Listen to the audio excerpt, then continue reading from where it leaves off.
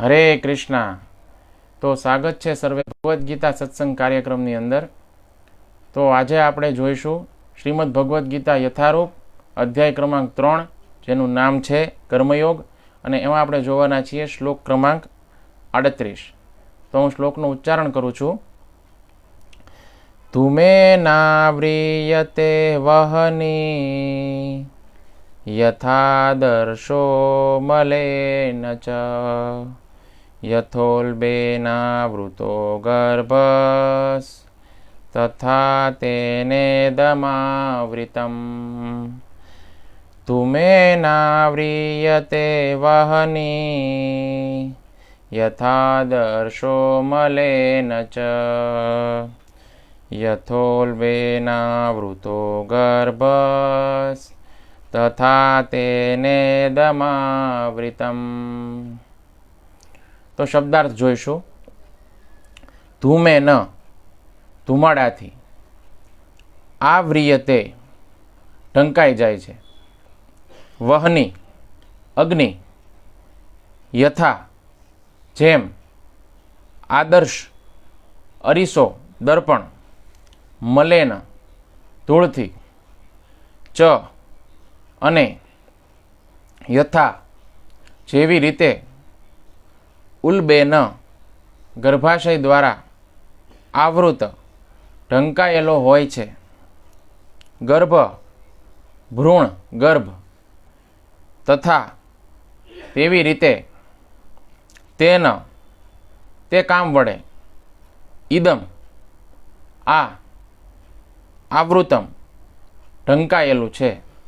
અનુવાદ his divine grace એસી ભક્તિવેદાંત સ્વામી શીલ પ્રભુપાદ દ્વારા। શીલ પ્રભુપાદ કી જય।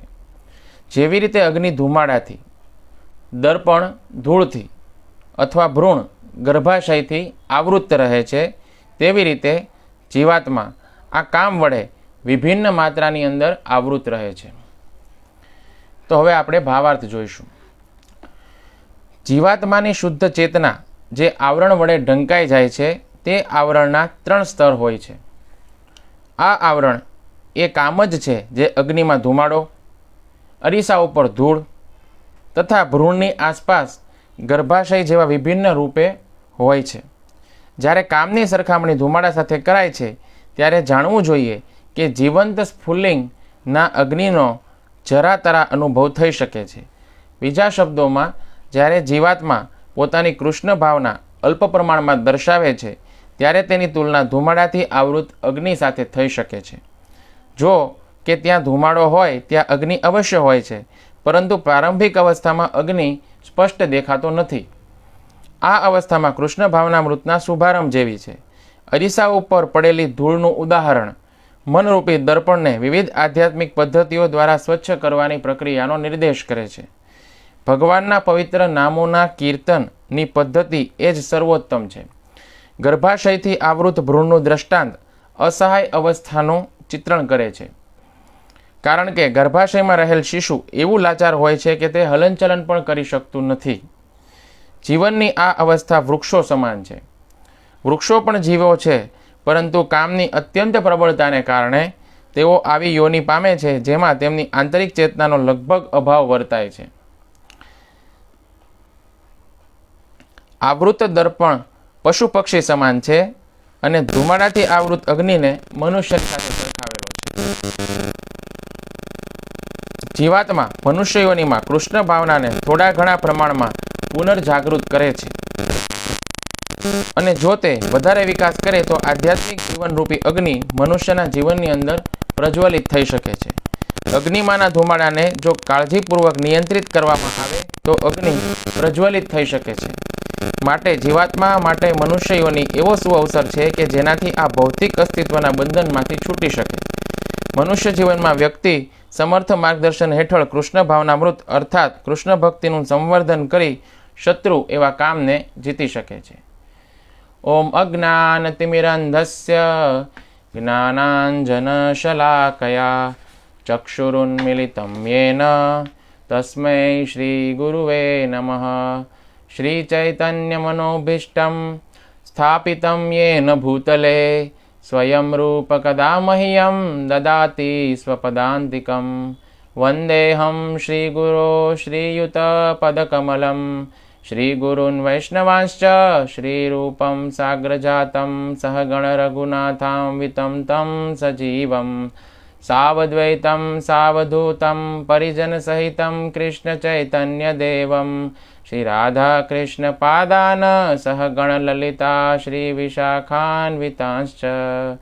हे कृष्ण करुणा सिन्धो दीनबन्धो जगत्पते गोपेश गोपिकान्त राधाकान्त नमोऽस्तुते। तप्त कांचन गौरांगी श्रीराधे वृंदावनेश्वरी वृषभानुसुते देवी प्रणमामि हरिप्रिये। वाञ्छाकल्पतरुभ्यश्च कृपा सिन्धुभ्य एव च पतितानां पावनेभ्यो वैष्णवेभ्यो नमो नमः। जय श्री कृष्ण चैतन्य प्रभु नित्यानंद श्री अद्वैत गदाधर श्रीवासादि श्री गौर भक्त वृंद। हरे कृष्णा कृष्ण कृष्णा हरे हरे हरे राम राम राम हरे हरे। नमो विष्णुपादाय कृष्णप्रेष्ठाय भूतले श्रीमते भक्तिवेदांत स्वामिनिति नामिने।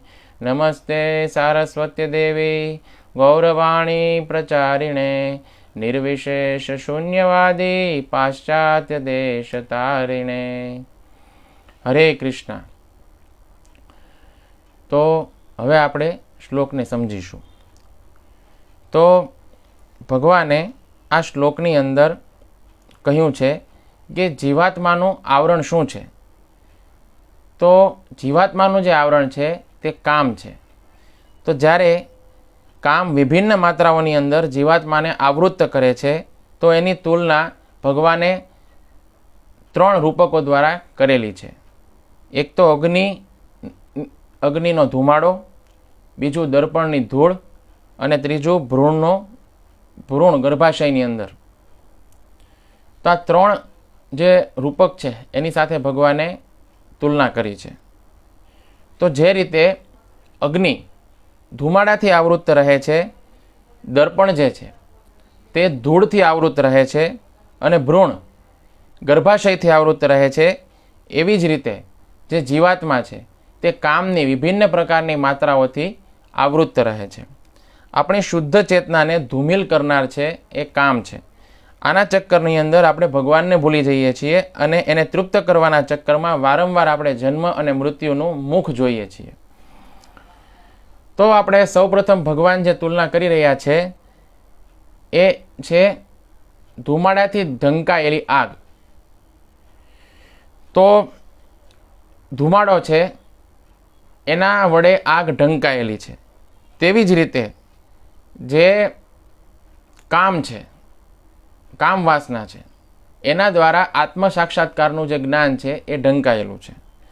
घणी वखत आग नथी देखाती आपणने, परंतु चारे बाजू आपणने धुमाड़ो ज देखाय छे। आवी ज रीते ज्ञान छे आपणी अंदर, परंतु ए एवी रीते ढंकायेलुं छे जेवी रीते धुमाड़ाथी आग ढंकायेली छे।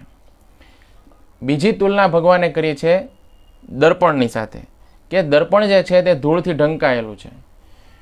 तो दर्पण जे छे ते ज्ञाननी समान छे अने ए कामरूपी धूळ द्वारा ढंकायेलुं छे, माटे तमे तमारी जातने एमां जोई नथी शकता। त्रीजी जे तुलना छे भगवाने करी छे भ्रूण जे गर्भनी अंदर रहेलुं छे। तो भ्रूण छे ते गर्भनी अंदर ढंकायेलुं छे अने बाळक अंदर हलनचलन पण नथी करी शकतुं। तो आवी ज रीते जे ज्ञान छे ते पण ढंकायेलुं छे काम वासना द्वारा। तो आवी रीते भगवाने 3 तुलनाओ करी छे अने 3 तुलना द्वारा समजावेलुं छे कि केवी रीते ज्ञान छे तेने काम वासना आवृत्त करे छे अने जीवात्मा पाप करे छे। तो धुमाड़ाथी जे आग ढंकायेली छे तो एटલું तो खबर पड़े छे के धुमाड़ाथी जे आग ढंकायेली छे ते एकदम पतलुं आवरण छे। ते एटલું બધું गंभीर अने मोटું आवरण નથી। तो અહીંથી તમે કૃષ્ણ ભાવનામૃત છે તેનો પ્રારંભ કરી શકો છો। જેમ કે આપણે ધુમાડાને હવા દઈએ તો ધુમાડો છે તે ખસી જાય છે અને અગ્નિ છે તે વધારે પ્રજ્વલિત થાય છે, અગ્નિ આપણને દેખાય છે. કોઈ જગ્યાએ બહુ ધુમાડો હોય તો એક તો પહેલાં એ નિશ્ચિત થઈ જાય છે કે અગ્નિ તો છે જ તે, તો જ એમાં ધુમાડો થાય. અને પછી આપણે હવા દઈએ તો હવા દેવાને કારણે શું થાય છે તો કે અગ્નિ છે તે વધારે માત્રામાં પ્રજ્વલિત થાય છે અને ધુમાડો ઓછો થઈ જશે અને અગ્નિની માત્રા વધી જશે અને અગ્નિ છે તે વધારે પ્રજ્વલિત થશે. તો આ જે છે તે એટલી બધી ખરાબ સ્થિતિ નથી અને આ જે સ્થિતિ છે તેની મનુષ્ય જીવન છે તેની સાથે સરખામણી કરવામાં આવી છે. તો આટલી બધી વધારે ખરાબ અને ગંભીર સ્થિતિ નથી. દર્પણની ઉપર જે ધૂળ જામી જાય છે તો એમાં આપણને દર્પણની ખબર નથી પડતી કે આ દર્પણ છે, કારણ કે દર્પણની ઉપર ધૂળ છે તે એટલી બધી જામી ગઈ હોય છે કે આપણે ઓળખી નથી શકતા કે આ દર્પણ છે. ધુમાડો હોય તો આજે આપણને ખબર પડી જાય કે આગ છે, પરંતુ દર્પણ છે એની ઉપર ધૂળ જામી ગઈ હોય તો આપણે ઓળખી નથી શકતા કે આ દર્પણ જ છે. તો આ પહેલી સ્થિતિ કરતાં પણ વધારે ખરાબ સ્થિતિ છે. તો કામ વાસના એટલી બધી વધી ગઈ હોય છે કે કામ જે છે, જ્ઞાન જે છે તે દર્પણની જેમ આખું ઢંકાઈ ગયું હોય છે. તો આ પહેલી સ્થિતિ કરતાં વધુ ગંભીર સ્થિતિ છે. તો આપણે એમાં શું કરવું પડે છે તો કે વધારે પરિશ્રમ કરવો પડે છે. આપણે સાબુ, પાણી અને વસ્ત્રથી આપણે દર્પણને સાફ કરવો પડે છે. હવા નાખવાથી કાંઈ દર્પણ છે તેને સાફ નથી કરી શકાતો. જેવી રીતે હવા નાખવાથી ધુમાડો આજુબાજુ વયો જાય ને આગને વધારે પ્રજ્વલિત કરી શકાય, એવી રીતે હવા નાખવાથી કાંઈ દર્પણ જે છે તેને સાફ નથી કરી શકાતો. એના માટે આપણે પાણી, વસ્ત્ર અને સાબુ ત્રણેયની જરૂર પડે છે અને ત્યારે દર્પણ સાફ થાય છે. આમાં ઘણો બધો પરિશ્રમ છે, આની અંદર ઘણું બધા આપણે ઉપાય કરવા પડશે. તો આ બીજી સ્થિતિ છે. તો આ જે બીજી સ્થિતિની તુલના પ્રભુપાદજી પશુ પક્ષી છે તેના સમાન છે. પશુ પક્ષીઓની અંદર જે રહેલી ચેતના છે તેના સમાન આ બીજી સ્થિતિ છે. હવે ત્રીજી સ્થિતિ છે, ત્રીજી તુલના છે કે ગર્ભની અંદર જે બાળક રહેલું છે તે અસહાય અવસ્થાની અંદર છે. તો તમારે શું કરવું પડશે? તમારે કોઈ પ્રકારનો એનો ઈલાજ જ નથી. તમારે ઇંતજાર કરવો પડશે, તમારે રાહ જોવી પડશે, પ્રતીક્ષા કરવી પડશે અને સમય અનુસાર બાળકનો જન્મ થશે. તમે કશું જ ન કરી શકો, કારણ કે આ સૌથી વધારે ખરાબ સ્થિતિ છે. તો જીવનની જે આ અવસ્થા છે તેને વૃક્ષોની સાથે સરખાવવામાં આવી છે. જેમ કે વૃક્ષને તમે જ્ઞાન ન આપી શકો. વૃક્ષની અંદર ચેતના જે છે તે ખૂબ એટલે ખૂબ લોએસ્ટ ચેતના હોય છે. તો વૃક્ષો છે તે સૌથી વધારેમાં વધારે અજ્ઞાનથી ઢંકાયેલા છે.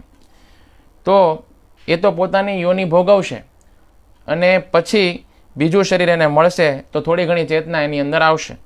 આવી સ્થિતિમાં કામ વાસના દ્વારા જ્ઞાન એટલું બધું ઢંકાયેલું હોય છે કે એનો કોઈ જ ઉપાય નથી. એનો ઉપાય માત્ર એટલો જ છે કે તમે સમયની પ્રતીક્ષા કરો. આ સિવાય બીજો કોઈ ઉપાય નથી. તો પહેલાંનો જે સમય હતો તો પહેલાંના સમયની અંદર માચિસની કોઈ વ્યવસ્થા નહોતી. તો પહેલાંના સમયમાં તો શું હતું કે કોઈ એક ઘર છે તેની અંદર થોડી ઘણી આગ હોય તો એ આગ દ્વારા જ તે બીજી આગને સળગાવવામાં આવતી. તો હવે કોઈને આગની જરૂર હોય અને આડોશ પાડોશમાં કોઈ વ્યક્તિના ઘરે આગ સળગાવેલી હોય તો શું કરવું પડતું કે પાડોશમાં જઈ અને એ આગને લાવી અને એ આગ દ્વારા બીજી આગ છે તેને પ્રજ્વલિત કરવામાં આવતી. એ સમયે માચિસની વ્યવસ્થા નહોતી. તો આગને આપણે જોઈતી હોય તો ક્યાંક આપણે ધુમાડો જોઈએ તો આપણને બહુ શાંતિ મળી જાય કે ક્યાંક આગ તો છે જ તે. આવી જ રીતે મનુષ્ય જીવન છે તેની અંદર જ્ઞાન છે જ તે. મનુષ્ય જીવનની અંદર સારામાં સારી ચેતના, બધા કરતાં ઉત્તમ ચેતના રહેલી છે. એટલે મનુષ્ય જીવનની અંદર જ્ઞાન તો છે જ તે. પરંતુ તમે જો પ્રયાસ કરો અને હવા નાખો તો આજુબાજુ જે ધુમાડો છે તે દૂર થશે અને આગ છે તે વધારે પ્રજ્વલિત થશે. તમે જો પ્રયાસ કરો તો શું થશે? તો જ્ઞાન જે છે તે પ્રજ્વલિત થશે. તો હવા શું છે? તો કે હવા છે હરે કૃષ્ણ મહામંત્રનો જપ. તમે હરે કૃષ્ણ મહામંત્રનો જપ કરો, હરે કૃષ્ણ કૃષ્ણ કૃષ્ણ હરે હરે, હરે રામ રામ રામ હરે હરે. આવી રીતે તમે હરે કૃષ્ણ મહામંત્રનો જપ કરો તો હરે કૃષ્ણ મહામંત્રના જપરૂપી જે હવા છે તેનાથી શું થશે? તો કે જ્ઞાનરૂપી અગ્નિ જે છે, જે ઢંકાયેલી હતી, એ વધારે પ્રજ્વલિત થશે.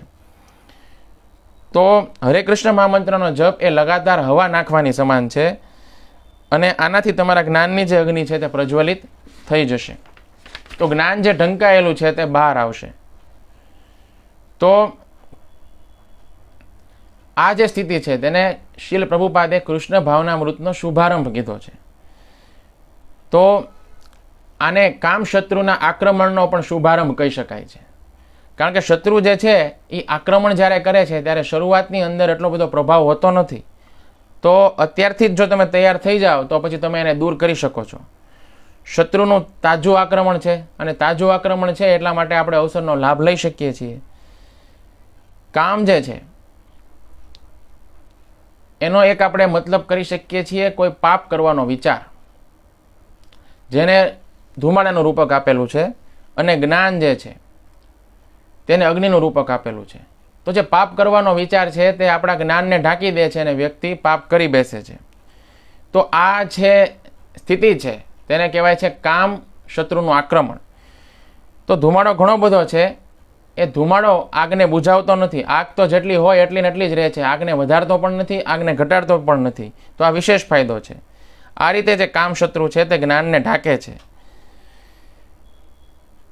તો આ જે સ્થિતિ છે તે આક્રમણની પહેલી સ્થિતિ છે. આક્રમણની જે કામ શત્રુના આક્રમણની જે બીજી સ્થિતિ છે તેને દર્પણ અને ધૂળ સાથે સરખાવવામાં આવી છે. તો જ્ઞાન છે તે દર્પણની સમાન છે અને એના ઉપર જે ધૂળ જામેલી છે, તો ધૂળ જામેલી હોય તેવા કાચની અંદર તમે તમારું રૂપ નથી જોઈ શકતા, તેવા દર્પણની અંદર તમે તમારા સ્વરૂપનું દર્શન નથી કરી શકતા. તો જે સારો દર્પણ હોય છે એ સારા દર્પણની અંદર એકદમ ચોખ્ખો દર્પણ હોય તો એની અંદર તમે તમારું રૂપ છે તેનું દર્શન કરી શકો છો. તમારી લંબાઈ છે, પહોળાઈ છે, ઊંચાઈ છે, એ કેટલી છે એ તમને ખ્યાલ આવે છે. પરંતુ જે એકદમ આવૃત્ત થયેલો દર્પણ છે, જેને ધૂળ દ્વારા આવૃત્ત થયેલો, ધૂળ દ્વારા ઢંકાયેલો દર્પણ છે, તેની અંદર આપણે આપણા સ્વરૂપનું દર્શન નથી કરી શકતા. તો એનું કારણ છે કે મેલ છે તેણે દર્પણને જકડી લીધો છે. તો આ આક્રમણની બીજી સ્થિતિ છે, કામ શત્રુએ આપણા જ્ઞાનને જકડી લીધું છે. તો દર્પણ જે છે એને હવા દેવાથી કાંઈ મેલ દૂર નહીં થાય. એના માટે મેં પહેલાં કીધું એ પ્રમાણે વસ્ત્ર, સાબુ અને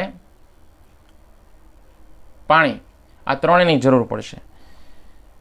તો જે વ્યક્તિ છે તે આ બીજી સ્થિતિની અંદર પહેલી સ્થિતિ કરતાં વધારે ખતરનાક અવસ્થાની અંદર હોય છે. અને કૃષ્ણ ભાવનામૃત જે છે તેમાં કૃષ્ણ કથા જે છે એ કોઈ વ્યક્તિ એને કહે કે ભાઈ તમે કૃષ્ણ કથા સાંભળો, તો આ અવસ્થાની અંદર કૃષ્ણ કથા પણ એ વ્યક્તિના કાનમાં જતી નથી અને એને અસર કરતી નથી. કારણ કે આ પહેલી સ્થિતિ કરતાં પણ વધારે ગંભીર સ્થિતિ છે. હવે જે ગર્ભની અંદર રહેલું શિશુ એટલે કે ભ્રૂણ, આ જે છે તે કામ શત્રુના આક્રમણની ત્રીજી સ્થિતિ છે. હવે આમાં તો વસ્ત્ર, સાબુ કે પાણી દ્વારા પણ કામ નથી ચાલવાનું. તો સાધન ભક્તિના નિયમોનું પાલન કરે વ્યક્તિ તો પણ આમાં કામ ચાલી શકે તેમ નથી. કારણ કે આ પાગલપનની સ્થિતિ છે. આમાં જ્ઞાન એકદમ કમજોર છે અને કામ વાસનાનું આક્રમણ એટલું બધું જોરદાર છે, જેવી રીતે ગર્ભાશય જે છે તેના મજબૂત આવરણથી અંદર જે ભ્રૂણ છે તે ઢંકાયેલું છે અને બિલકુલ અસહાય અવસ્થાની અંદર છે. તો અંદર શું છે તો કે કમજોર શિશુ છે. એટલા માટે આ સૌથી વધારેમાં વધારે ગંભીર સ્થિતિ છે.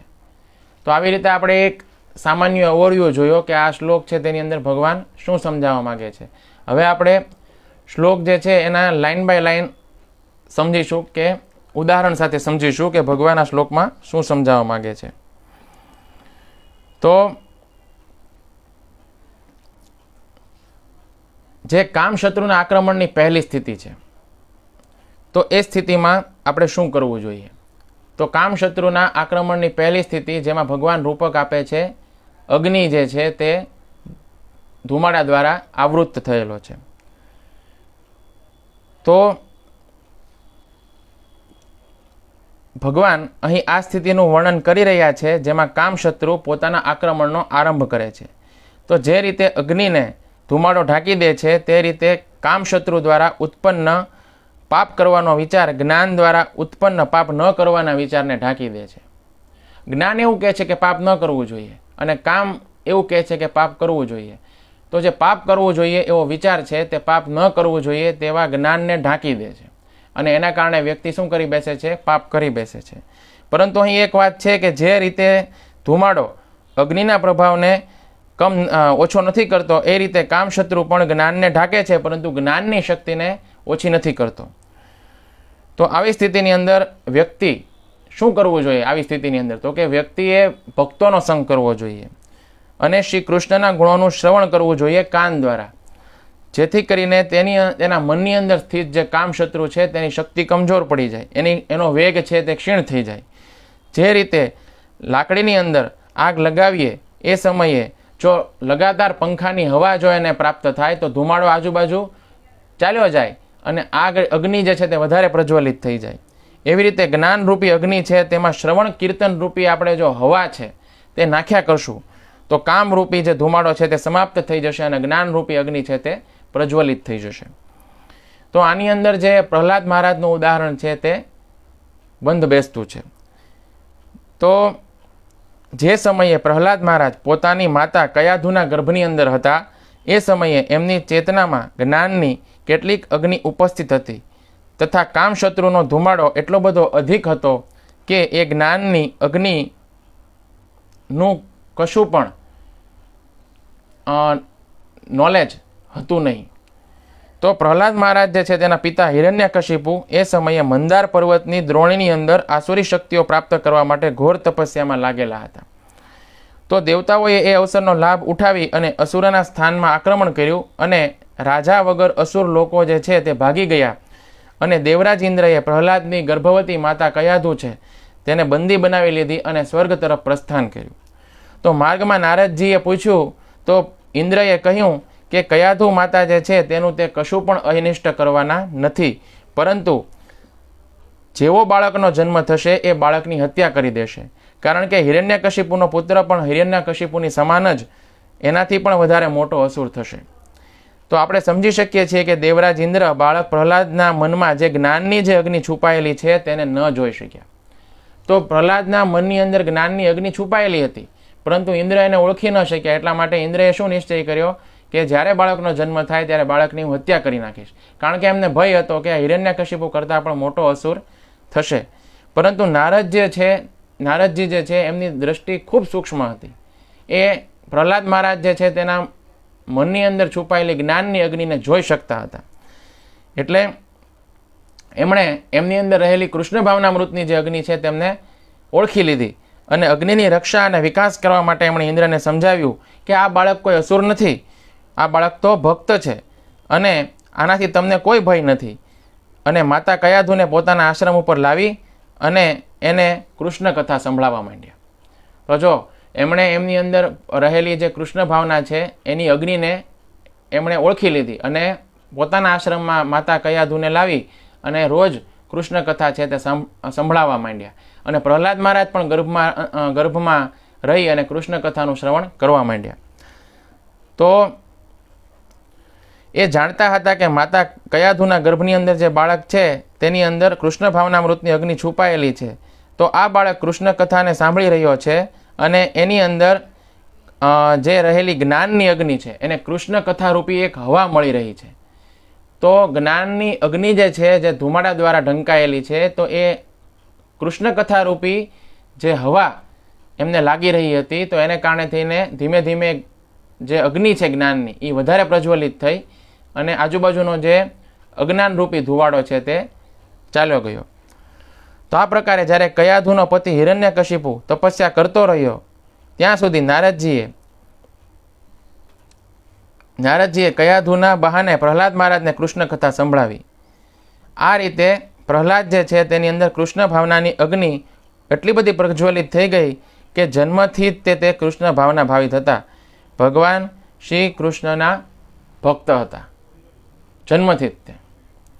તો શ્રીમદ ભાગવતમમાં શ્રી સુખદેવ ગોસ્વામી મહારાજ પરીક્ષિતને કહે છે, હે રાજન, એવું કોણ છે કે જે પ્રહલાદ મહારાજના અસંખ્ય દિવ્ય ગુણોનો નામ ગણાવી શકે? એમની ભગવાન શ્રી કૃષ્ણના ચરણોની અંદર જન્મજાત અવિચલ શ્રદ્ધા અને અનન્ય ભક્તિ હતી. યદ્યપિ એમના સદગુણોની ગણના કરવામાં આવે તો ન કરી શકાય, પરંતુ એ નિશ્ચિત રૂપથી એક મહાત્મા હતા. પોતાના બાલ્યકાળના પ્રારંભથી જ પ્રહલાદ મહારાજ ને બાળકો જે છે તેને જે રમતગમતની અંદર રસ હોય છે, તો એમને રમતગમતની અંદર અરુચિ હતી. નિસંદેહ એમણે એ બધાનો પરિત્યાગ કરી દીધો હતો અને કૃષ્ણ ભાવનામૃતની અંદર પૂર્ણતયા લીન થઈને શ્રી કૃષ્ણના ધ્યાનની અંદર તે તન્મય થઈ જતા હતા. ભગવાન શ્રી કૃષ્ણના અનુગ્રહ રૂપી ગ્રહે એમના હૃદયને એ પ્રમાણે ખેંચી લીધું હતું જે રીતે જગતની એમને કોઈ પ્રકારની સુધબુધ રહેતી નહોતી. એમનું મન સદૈવ કૃષ્ણ ભાવનામૃતથી પ્રભાવિત રહેતું હતું અને માટે એ ન સમજી શક્યા કે આ સંસાર કઈ રીતે ઇન્દ્રિય તૃપ્તિના કાર્યોની અંદર ડૂબેલો રહે છે. તો એમને હંમેશા એવું થયા કરતું કે શ્રી કૃષ્ણ મને પોતાના ખોળાની અંદર લઈને આલિંગન કરી રહ્યા છે. આ પ્રકારે ભગવાન દ્વારા આલિંગિત એમને એ પણ ખબર નહોતી પડતી કે એમને શારીરિક આવશ્યકતાઓ તથા બેઠવું, ચાલવું, ખાવું, સૂવું, પીવું અને બોલવું કઈ રીતે સ્વતઃ સંપન્ન થઈ જાય છે. કૃષ્ણ ભાવનામૃતમાં પ્રગતિ થવાથી ક્યારેક રોવા માંડતા હતા, ક્યારેક હસવા માંડતા હતા, ક્યારેક હર્ષિત થઈ જતા હતા, તો ક્યારેક ઉચ્ચ સ્વરની અંદર ગાન કરવા માંડતા હતા. તો શ્રી કૃષ્ણનું દર્શન કરીને પ્રહલાદ મહારાજ પૂર્ણ ઉત્સુકતાવશ જોરથી એમને પુકારવા લાગતા હતા. ક્યારેક આવું પણ થતું. તો ક્યારેક ક્યારેક પ્રસન્નતાવશ પોતાની લજ્જા ખોઈ બેસતા અને હર્ષથી નાચવા માંડતા. ક્યારેક ક્યારેક કૃષ્ણના ભાવની અંદર વિભોર થઈ અને એમના લીલાઓનો અભિનય પણ કરવા માંડતા. તો ક્યારેક ક્યારેક શ્રી કૃષ્ણના કોમલ હાથનો સ્પર્શનો અનુભવ કરી અને આનંદની અંદર મગ્ન થઈ જતા. તો એ સમયે એ ક્યારેય કશું બોલી શકતા નહીં. તો આ સમયે એમનો રોમ રોમ પુલકિત થઈ ઉઠતો હતો. એમના અડધા ખુલ્લેલા નેત્ર કૃષ્ણ પ્રેમના અશ્રુઓથી ભરેલા રહેતા હતા. ભગવાન શ્રી કૃષ્ણના ચરણ કમલોની આ ભક્તિ અકિંચન ભગવત પ્રેમી મહાત્માઓના સંગથી જ પ્રાપ્ત થાય છે. તો આ ભક્તિ દ્વારા એ પરમ આનંદમાં મગ્ન રહેતા હતા. એ પૂર્ણ કૃષ્ણ ભાવનામૃતની અંદર ડૂબેલા રહેતા હતા તથા તેમના શારીરિક લક્ષણોને જોઈને આધ્યાત્મિક જ્ઞાનથી વિહીન વ્યક્તિ પણ શુદ્ધ થઈ જતા હતા. તો બીજા શબ્દોમાં પ્રહલાદ મહારાજ એ લોકોને દિવ્ય આનંદ પ્રદાન કરતા હતા. તો આપણે જોયું કે જે કામરૂપી શત્રુ જે છે તેના આક્રમણની પહેલી અવસ્થા છે, એને ઓળખી અને જો આપણે કૃષ્ણ કથા હરે કૃષ્ણ મહામંત્રનું શ્રવણ કૃષ્ણ કથાનું શ્રવણ કરીએ, હરે કૃષ્ણ મહામંત્રનો જપ કરીએ, તો જે કામ રૂપી શત્રુ જે છે એના આક્રમણની પહેલી અવસ્થાની અંદર જ આપણે તેને દૂર કરી શકીએ છીએ, આપણે તેનો ઈલાજ કરી શકીએ છીએ અને કામ શત્રુ રૂપી ધુમાડો છે તેને કૃષ્ણ ભાવનામૃતની હવા દ્વારા દૂર કરી અને જ્ઞાનની અગ્નિ છે તેને પ્રજ્વલિત કરી શકીએ છીએ. તો જે બીજી તુલના છે તે ભગવાન દર્પણ સાથે કરી રહ્યા છે. તો દર્પણ દ્વારા આપણને આપણી વાસ્તવિક સ્થિતિ દેખાઈ પડે છે. જે પ્રમાણે દર્પણમાં આપણે આપણું મુખ, પૂરેપૂરા શરીરની બનાવટ, આપણો રૂપ, રંગ આ બધું જોઈ શકીએ છીએ, એ રીતે જ્ઞાનરૂપી દર્પણ દ્વારા પણ આપણે ભૌતિક જગતની અંદર આપણી કષ્ટપૂર્ણ સ્થિતિ કેવી છે, આપણો ભગવાન સાથેનો સંબંધ કેવો છે, આ બધી વાતો આપણે જોઈ શકીએ છીએ. પરંતુ જે સમયે કોઈ વાહન ચાલક છે તે ગાડી ચલાવતો હોય અને એ સમયે દર્પણ દ્વારા પોતાની પાછળ આવતી ગાડીઓ છે તેનું નિરીક્ષણ કરે છે, તો એ શું કરે છે તો કે પોતાની ગાડીની અંદર બેઠેલા જે પેસેન્જર છે એને અને પોતાની જાતને ત્રણેય જે છે તેને બચાવી શકે છે મોટા અકસ્માતમાંથી. તો આ રીતે જ્ઞાનરૂપી દર્પણ જે છે એના દ્વારા આપણે સંસારની અંદર થવાવાળી અનેક પ્રકારની દુર્ગતિઓ છે તેને જોઈ શકીએ છીએ, તાકી આપણે આપણી તથા આપણી સાથે જેટલા પણ લોકો જોડાયેલા છે એ બધાને દુર્ગતિથી આપણે રક્ષા કરી શકીએ. તો અહીં ભગવાન કામરૂપી શત્રુ છે તેની તુલના મેલ સાથે કરી રહ્યા છે, જે જ્ઞાનરૂપી દર્પણ છે તેને ઢાંકી દે છે. તો આ કામ શત્રુના આક્રમણની બીજી સ્થિતિ છે. તો આક્રમણની પહેલી સ્થિતિની અંદર ભગવાને કહ્યું હતું કે જે રીતે ધુવાડો અગ્નિને ઢાંકી દે છે એ રીતે કામ શત્રુ છે તે જ્ઞાનને ઢાંકી દે છે. તો આક્રમણની પહેલી સ્થિતિમાં કામ શત્રુ જ્ઞાનને કેવલ ઢાંકે છે, પરંતુ એ અગ્નિને ઘટાડતી પણ નથી અને વધારતો પણ નથી. જે ધુવાડો છે તે અગ્નિ જે છે તેને ઘટાડતી પણ નથી અને અગ્નિ એના દ્વારા વધતી પણ નથી, અને કોઈ પ્રકારના અગ્નિના કાર્યની અંદર કોઈ બાધા ઉત્પન્ન નથી કરતો. ધુમાડો છે તે, તો આ ધુમાડો છે તે જળ સમાન નથી કે એ અગ્નિને બુઝાવી દે.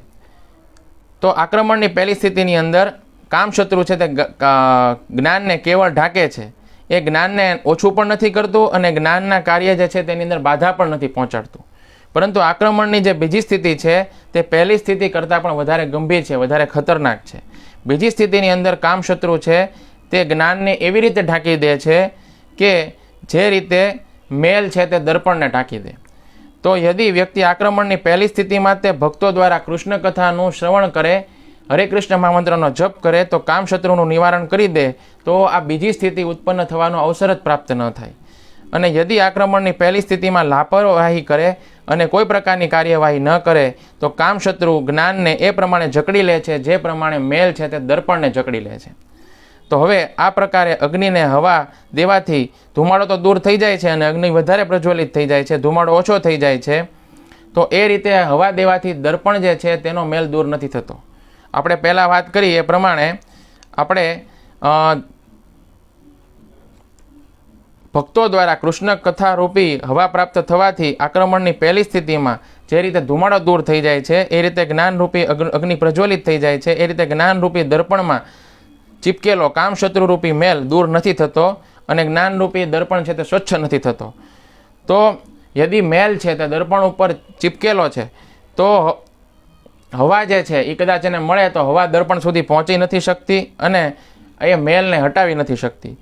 તો આ રીતે જે વ્યક્તિ જ્ઞાનરૂપી દર્પણની અંદર કામશત્રુરૂપી મેલ છે તે ચીપકેલો છે એને યદિ કૃષ્ણ કથા સંભળાવવામાં આવે તો એ કૃષ્ણ કથા સાંભળી પણ નથી શકતો અને કાં તો એ સૂઈ જાય છે કાં તો પછી એનું ચિત્ત છે તે સંસારના અન્ય કાર્યોની અંદર લાગી જાય છે. તો આક્રમણની બીજી સ્થિતિની અંદર વ્યક્તિએ શું કરવું જોઈએ? તો હવે આપણે વિચાર કરવાનો છે કે આમાં શું કરી શકાય. તો મેલને દૂર કરવા માટે આપણે પાણી, વસ્ત્ર અને સાબુથી રગડીને એ મેલને દૂર કરી શકીએ છીએ. ત્યારે દર્પણ સ્વચ્છ થાય છે. ખૂબ પરિશ્રમ કરવો પડે છે. તો એ જ રીતે આપણે જ્ઞાનરૂપી દર્પણ છે તેને શાસ્ત્રોનો અધ્યયન, સાધુ સંઘ અને આચાર્યની આજ્ઞા અનુસાર સાધન ભક્તિના નિયમોનું પાલન કરી અને જ્ઞાનરૂપી દર્પણ છે તેને આપણે સ્વચ્છ કરી શકીએ છીએ.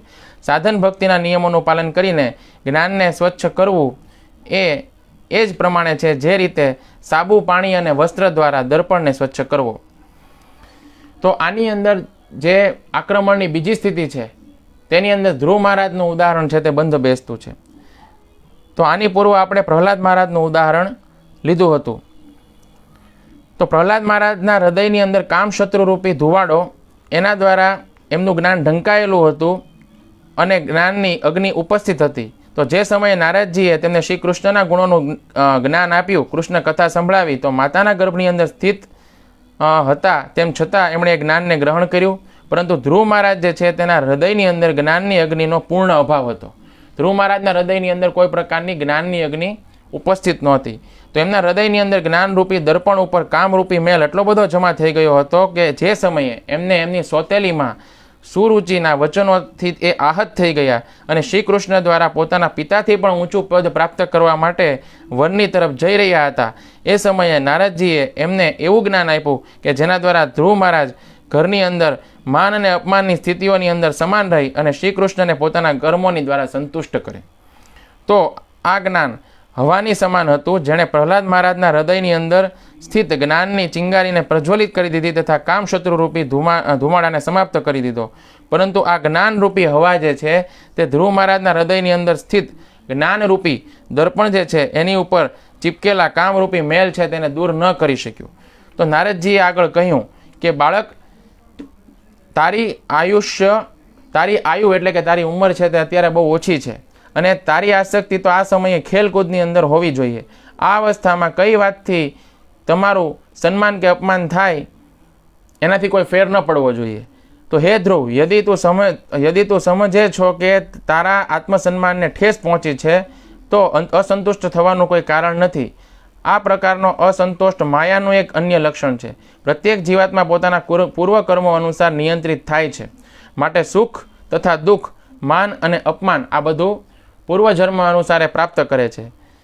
ભગવાનની ગતિ બહુ વિચિત્ર છે. માટે બુદ્ધિમાન પુરુષને વિચારવું જોઈએ કે આ ગતિ જે છે તેને સ્વીકાર કરવે અને અનુકૂળ અને પ્રતિકૂળ જે કાંઈ પણ સન્મુખ આવે એને એમાં એ સંતુષ્ટ રહે. મનુષ્યએ વિચારવું જોઈએ કે વિધાતાના વિધાન અનુસાર સુખ અને દુઃખ જે કાંઈ પણ પ્રાપ્ત થાય એમાં ચિત્તને સંતુષ્ટ રાખે. આ રીતે જીવનાર પુરુષ મોહમય સંસારથી પાર થઈ જાય છે. તો નારદજી દ્વારા દીધેલા આ ઉપદેશને સાંભળી અને ધ્રુવ મહારાજે કહ્યું, હે મુનિ, તમારા મનની શાંતિને પ્રાપ્ત કરવા માટે કૃપાપૂર્વક તમે જે કાંઈ પણ કહ્યું છે એ એવા પુરુષ માટે અવશ્ય લાભદાયક છે જેનું હૃદય સુખ અને દુઃખ આ બંનેની અંદર સુખ અને દુઃખથી જે વ્યક્તિનું જે ચિત્ત છે તે ચલાયમાન છે. પરંતુ જ્યાં સુધી મારી વાત છે તો હું તો અવિદ્યાથી ઢંકાયેલો છું, માટે આ પ્રકારનો ઉપદેશ મારા હૃદયને સ્પર્શ નથી કરી શકતો. માટે હે મહાત્મા, તમારા ઉપદેશને ન માનવાની હું ધૃષ્ટતા કરી રહ્યો છું, પરંતુ આ મારો જ દોષ છે. હું તો ક્ષત્રિય કુળ અને ક્ષત્રિય કુળની અંદર જન્મ લેવાને કારણે આ દોષ છે. તો મારી જે વિમાતા સુરુચિ છે તેણે હૃદયની અંદર મને કટુવચનો કહીને મારા હૃદયને વિદીર્ણ કરી દીધું છે. માટે તમારી આ શિક્ષા મારા હૃદયની અંદર ટકી શકતી નથી. નારદ મુનિને ના પાડે છે કે તમારી જે શિક્ષા છે એ મારા હૃદયની અંદર અત્યારે ટકી શકે તેવી સ્થિતિ નથી. તો ધ્રુવ મહારાજના હૃદયની અંદર જ્ઞાનરૂપી દર્પણ ઉપર કામરૂપી મેલ એટલો બધો અધિક ચીપકેલો હતો કે એને જોઈને નારદજીએ એને સાધન ભક્તિ છે તેના નિયમ બતાવ્યા. નારદજીને લાગ્યું કે આ કામરૂપી મેલ છે તેને દૂર કરવા માટે સાધન ભક્તિના નિયમો કહેવા પડશે. તો સાધન ભક્તિના નિયમો બતાવ્યા. નારદજીના આદેશ અનુસાર ધ્રુવ મહારાજ યમુનાજીના તટ ઉપર સ્થિત મધુવનની અંદર રહીને 3 વખત જળથી સ્નાન કરતા પ્રાણાયામના અભ્યાસ દ્વારા તેમણે પોતાના મન અને ઇન્દ્રિયો છે તેને વશમાં કરી લીધા હતા અને ઓમ નમો ભગવતે વાસુદેવાય આ મંત્રનો જપ કરતા હતા. સાધન ભક્તિના આ નિયમોનું પાલન કરી અને ધ્રુવ મહારાજે પોતાના જ્ઞાનને ઢાંકનાર કામશત્રુને એ જ પ્રમાણે દૂર કર્યો જે રીતે સાબુ પાણી અને વસ્ત્રથી રગડી અને દર્પણને ઉપર ચીપકેલા મેલને દૂર કરવામાં આવે છે. તો અંતમાં જ્યારે ભગવાન એમના સમક્ષ પ્રગટ થયા તો એ સમયે ધ્રુવ મહારાજનો જ્ઞાનરૂપી દર્પણ અત્યંત સ્વચ્છ થઈ ચૂક્યો હતો. એટલા માટે તેમણે શ્રી કૃષ્ણની આ પ્રમાણે સ્તુતિ કરી, પ્રભુ, તમે તો સર્વશક્તિમાન છો. તમે જ મારા અંતઃકરણની અંદર પ્રવેશ કરી અને તેજથી મારી સૂતેલી વાણી જે છે તેને સજીવ કરો છો અને હાથ, પગ, કાન અને ત્વચા બધી ઇન્દ્રિયો જે છે એવમ પ્રાણોને ચેતનવંતા કરો છો. હું તમે અંતર્યામી ભગવાનને પ્રણામ કરું છું. હે નાથ, સૃષ્ટિના આરંભમાં બ્રહ્માજીએ પણ તમારી શરણ લઈ અને તમારા દ્વારા દીધેલા જ્ઞાનના પ્રભાવથી જ જગતમાં સૂઈને ઉઠ્યા અને પુરુષની સમાન જોયું. દીનબંધુ, તમારા ચરણતળને મુક્ત પુરુષ પણ આશ્રય લે છે. કોઈ પણ કૃતજ્ઞ પુરુષ એને કઈ રીતે ભૂલી શકે છે? આ શવતુલ્ય શરીર દ્વારા ભોગવનારું જે વિષય સુખ છે તે નરકમાં પણ મળી શકે છે. જે લોકો આ વિષય સુખની માટે લાલાયિત રહે છે અને જન્મ મરણના બંધનની અંદર છોડાવનારી તમારી ઉપાસના ભગવત પ્રાપ્તિ જે છે એના સિવાય અન્ય ઉદ્દેશ રાખે છે, એમની બુદ્ધિ અવશ્ય તમારા માયા દ્વારા ઠગાયેલી છે. તો નાથ, તમારા ચરણ કમલોનું ધ્યાન કરવાથી અને તમારા ભક્તોના પવિત્ર ચરિત્ર સાંભળવાથી પ્રાણીઓ જે છે એને જે આનંદ પ્રાપ્ત થાય છે એ નિજ આનંદ સ્વરૂપ બ્રહ્મમાં પણ નથી મળી શકતો. પછી જેમને કાળની તરવાર કાપે એ સ્વર્ગીય વિમાનોથી નીચે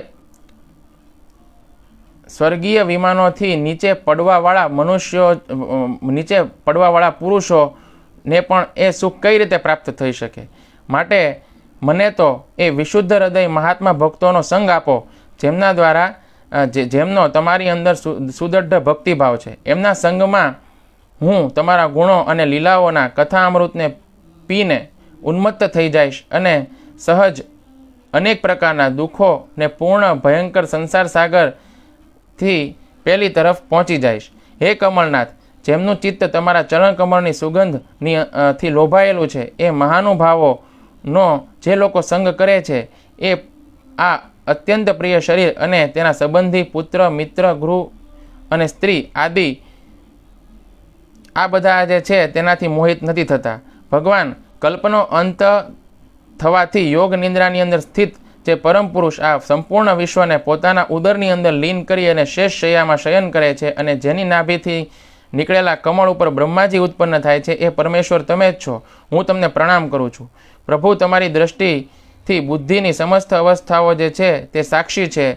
તમે શાશ્વત મુક્ત છો. તમે શુદ્ધ સત્વમય છો, તમે સર્વજ્ઞ છો તથા તમે બધા જ પ્રાણીઓના હૃદયની અંદર વાસ કરનારા પરમાત્મા પણ છો. તો તમારી અંદર કોઈ પરિવર્તન થતું નથી. તમે 6 ઐશ્વર્યોથી પરિપૂર્ણ છો અને 3 ગુણો જે છે તેના નિયંત્રણ કરનારા છો. આ પ્રમાણે તમે સમસ્ત જીવો જે છે તેનાથી સદૈવ ભિન્ન રહો છો. વિષ્ણુ રૂપમાં તમે સંપૂર્ણ બ્રહ્માંડ જે છે તેના કાર્યોનું લેખાજોખા રાખો છો તથા તમે જ સમસ્ત યજ્ઞોના ભોગતા છો. તો આ રીતે ધ્રુવ મહારાજ જે છે તે ભગવાન શ્રી કૃષ્ણની સ્તુતિ કરે છે. તો હવે આપણે કામશત્રુની ત્રીજી સ્થિતિ વિશે વિચાર કરીશું કે ભગવાન કામશત્રુના આક્રમણની ત્રીજી સ્થિતિનું વર્ણન કરે છે. આક્રમણની બીજી સ્થિતિની અંદર ભગવાને કહ્યું હતું કે જે રીતે મેલ દર્પણને ઢાંકી દે છે એ રીતે કામશત્રુ છે તે જ્ઞાનને ઢાંકી દે છે. તો આક્રમણની બીજી સ્થિતિની અંદર કામશત્રુ જ્ઞાનની ઉપર કેવળ ચીપકી જાય છે અને જે રીતે મેલ દર્પણની ઉપર ચીપકી જાય છે, પરંતુ મેલ છે તે દર્પણને બાંધતો નથી અથવા તો મેલ જે છે તે અને દર્પણ જે છે એને કારણે નાનો પણ નથી થઈ જતો. તો આક્રમણની બીજી સ્થિતિની અંદર કામશત્રુ જે છે તે જ્ઞાનને એટલો જ ઢાંકે છે કે જ્ઞાન દેખાતું નથી, પરંતુ કામશત્રુ જ્ઞાન જે છે તેને વિકૃત નથી કરતું તથા સાધન ભક્તિના નિયમોનું પાલન કરવાથી જ્ઞાનની ઉપરથી કામશત્રુ જે છે તેનું આવરણ એ જ પ્રમાણે હટી જાય છે જે પ્રમાણે સાબુ, પાણી અને વસ્ત્ર તેને રગડવાથી દર્પણ જે છે તેની ઉપર ચીપકેલો મેલ છે તેનું આવરણ હટી જાય છે. પરંતુ આક્રમણની ત્રીજી સ્થિતિ આક્રમણની બીજી સ્થિતિ કરતાં પણ વધારે ખતરનાક છે. તો યદિ વ્યક્તિ આક્રમણની બીજી સ્થિતિમાં સાધન ભક્તિના નિયમોનું પાલન કરી અને કામશત્રુ છે એનું નિવારણ કરે તો આક્રમણની ત્રીજી સ્થિતિનો અવસર જ આવતો નથી. પરંતુ યદિ આક્રમણની બીજી સ્થિતિની અંદર લાપરવાહી કરવાને કારણે ઉચિત કાર્યવાહી ન કરવામાં આવે તો કામશત્રુ આપણા જ્ઞાનને એ જ પ્રમાણે ગ્રસ્ત કરી લે છે અને વિકૃત કરી દે છે જે પ્રમાણે ગર્ભાશયની અંદર ગ્રસ્ત શિશુ જે છે તેની સ્થિતિ અત્યંત દુર્દશાગ્રસ્ત હોય છે, એકદમ અસહાય હોય છે. તો જે પ્રમાણે દર્પણ જે છે તેની ઉપર સાબુ, પાણી અને વસ્ત્ર રગડવાથી દર્પણ છે તે સ્વચ્છ થઈ જાય છે, એ જ રીતે ગર્ભાશયની અંદર બંધ શિશુ જે છે તેના માટે આ વિધિ જરા પણ વ્યવહારિક નથી. એમની આ સ્થિતિ છે તેને સુધારવા માટે વસ્ત્ર, સાબુ અને પાણી છે તેનો પ્રયોગ કરવો હિતાવહ નથી. તો આ પ્રમાણે જે વ્યક્તિનું જ્ઞાન કામશત્રુ દ્વારા વિકૃત થઈ ચૂક્યું છે એમના માટે આ સંભવ નથી કે સાધન ભક્તિના નિયમોનું પાલન કરે, કારણ કે આ પાગલપનની સ્થિતિ છે. તો હવે આમાં શું કરવું જોઈએ? તો જે સમયે શિશુ ગર્ભના દ્વારા ઢંકાયેલું હોય છે એ સમયે એકમાત્ર ઉપાય એ જ છે કે શિશુને ગર્ભની અંદર ધારણ કરવાવાળી માતા શિશુની રક્ષા કરે અને શિશુના વિકાસ અને ગર્ભથી બહાર આવવા માટેના સમયની પ્રતીક્ષા કરતી રહે. તો જે લોકોનું જ્ઞાન કામશત્રુ દ્વારા આ રીતે ઢંકાયેલું છે, જે રીતે ગર્ભની અંદર શિશુ બંધ છે, તો એની એકમાત્ર વિધિ એ જ છે કે એના બધા કાર્યોને બંધ કરી અને કેટલાક સમય માટે એમને આવી જ દંડની સ્થિતિની અંદર રહેવા દેવામાં આવે, જેથી આગળ ચાલીને એમનું જ્ઞાન વિકસિત થઈ શકે અને ઉચિત સમય પછી કામશત્રુના આવરણથી જ્ઞાન સ્વતઃ મુક્ત થઈ શકે. તો આમાં બંધબેસતું ઉદાહરણ છે નલકુંવર અને મણિગ્રીવનું ઉદાહરણ. તો પૂર્વ આપણે ધ્રુવ મહારાજનું ઉદાહરણ જોયું હતું. ધ્રુવ મહારાજના હૃદયની અંદર કામશત્રુ રૂપી મેલ છે તેને ઢંકાયેલો હોવા છતાં પણ જ્ઞાનરૂપી દર્પણ છે તે મજબૂત હતું. તો જે સમયે એમણે સાધન ભક્તિના નિયમોનું પાલન કર્યું તો એમનું જ્ઞાન એ જ પ્રમાણે સ્વચ્છ થઈ ગયું, જે પ્રમાણે સાબુ, પાણી અને વસ્ત્ર દ્વારા રગડવાથી જે દર્પણ છે તે સ્વચ્છ થઈ જાય છે. પરંતુ નલકુંવર અને મણિગ્રીવના હૃદયની અંદર જ્ઞાનરૂપી જે દર્પણ છે તે એટલું બધું કમજોર હતું, એટલું બધું મેલ એની અંદર જામેલો હતો કે નારદજીએ જોયું કે ગંગા નદીના જળની અંદર સ્ત્રીઓની સાથે નગ્ન ઊભેલા છે અને નારદજી છે તેને કોઈ પ્રકારનું સન્માન પણ નથી દઈ રહ્યા. તો એ સમયે એમણે વિચાર કર્યો કે આ લોકો સાધન ભક્તિના નિયમોનું પાલન કરવામાં પણ અસમર્થ છે અને અત્યંત કમજોર છે. એમનું જ્ઞાન પણ અત્યંત કમજોર છે અને કામ વાસનાનું આવરણ એટલું બધું મજબૂત છે કે જેવી રીતે ગર્ભની અંદર કોઈ શિશુ રહેલું હોય. તો આવી સ્થિતિમાં નારદજી એમને વૃક્ષ બનવાનો શ્રાપ આપ્યો. એમણે કીધું કે જાઓ, નંદ મહારાજ છે તેના ઘરે તમે વૃક્ષ બની જશો, અને આ શ્રાપ દેવતાઓના 100 વર્ષ સુધી એમને મળેલો હતો. તો નારદજી એમને નશામાં મસ્ત અને આંખ ફેરવતા જોઈને એમની દશા સમજી ગયા અને એમણે કુબેરના બંને પુત્રોને નગ્ન અને મિથ્યા ગર્વ નશામાં ઉન્મત્ત જોઈને એના ઉપર વિશેષ કૃપા કરવા માટે એમને વિશેષ દંડ આપ્યો. તો આ રીતે તે બોલ્યા, જે લોકો વિષયોનું સેવન કરે છે કામશત્રુ એમના જ્ઞાનને એટલો બધો અધિક ઢાંકી દે છે કે એ સ્ત્રી જુગાર અને મદિરાને છોડી નથી શકતા.